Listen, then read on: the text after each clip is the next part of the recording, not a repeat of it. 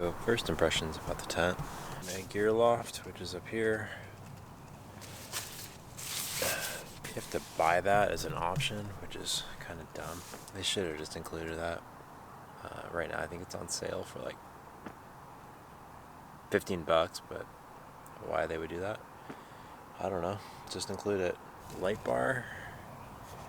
As you can see, I'm not using it.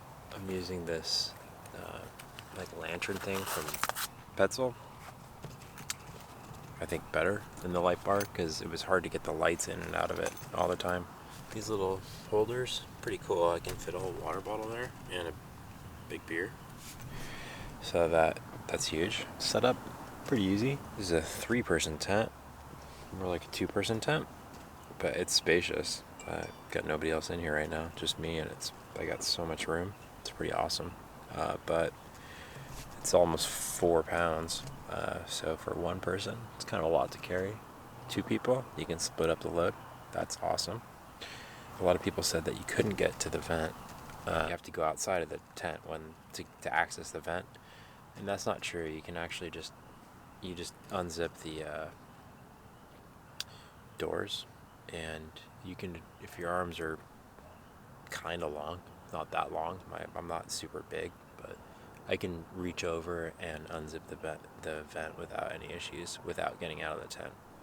You just have to unzip the mesh. So I guess if it's super buggy, but even still, then you have the rain fly up, so the bugs aren't directly coming in.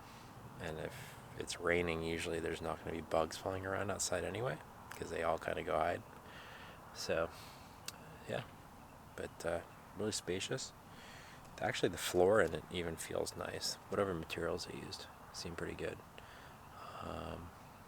And we'll see about condensation tonight in the rain. Hopefully I don't wake up in a pool of water.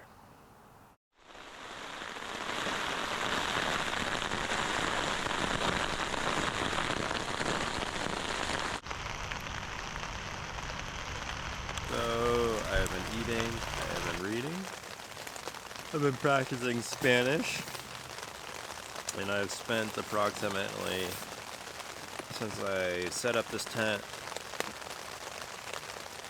yesterday evening,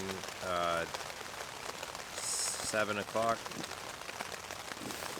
and it is now 1 o'clock in the afternoon. The following day I've been in this tent. I exited twice for maybe 5 minutes to do my business, and the rainfly seems, yeah, it's picking up condensation. It's like moist to the touch, and I've had 2 little itty bitty drops. Pick up on where the mesh is for the bug netting on here, and there's like 0 breeze, so I'm not getting much flow in here at all as far as airflow. But other than that, there's no water coming in the tent.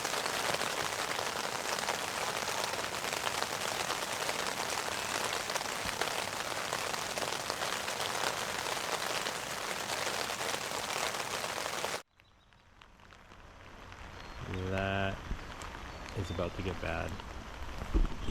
Flash flood warnings, the whole 9 yards. And I just filled up my cooking pot full of water with using the tent rainfly, so added bonus. Check out, I filled it up. We got rain until 3 something, so for another couple hours. And the humidity level is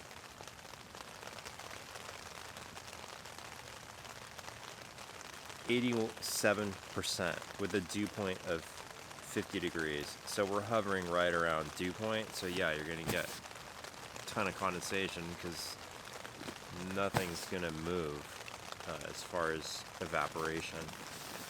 So these are pretty good conditions for testing out a tent like this to see if there's gonna be any issues with it. And it's holding up pretty stellar given the miserable rainy conditions, humidity level, and the dew point and the temperature. And we had some wind this morning, and now it is dead calm where I'm at. So the air is just stagnant, and this spot is on a layer of mulch. So that stuff's just picking up moisture. And, you know, I'm pretty much have a greenhouse. So I think it's venting pretty good, given these conditions. But I'm dry and cozy. But I can feel the humidity. Like everything kind of feels like clammy. I mean, outside the tent. Those are my impressions of the C2 Summit Telos TR3. No issues. I mean, what else are you gonna expect from a tent in the rain?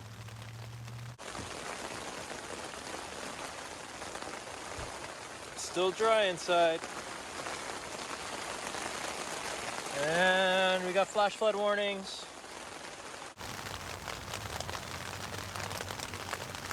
2 thumbs up.